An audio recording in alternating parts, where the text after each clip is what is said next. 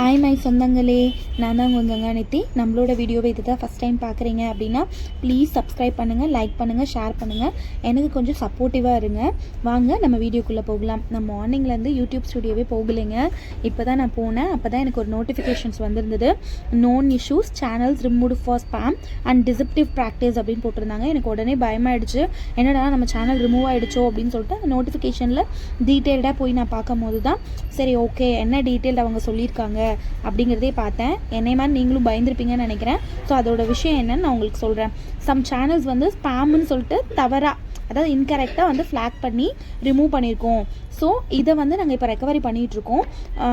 So வந்து கொஞ்சம் யூஸ்வலாக எடுத்துக்கிற டைமோட கொஞ்சம் அதிகமாக கூட ஆகலாம் அப்படிங்கிற மாதிரி போட்டிருக்காங்க. இந்த இஷ்யூஸ்னால உங்களோட வீடியோஸோ ஷார்ட்ஸோ ஏதாவது ரிமூவ் ஆகிருக்கு அப்படின்னா கொஞ்ச நேரத்துலேயே உங்களுக்கு சரியாயிரும், சீக்கிரமாகவே உங்களுக்கு வந்து ரீஸ்டோர் ஆயிரும். ஸோ வரி பண்ணாதீங்க அப்படிங்கிற மாதிரி தான் போட்டிருக்காங்க.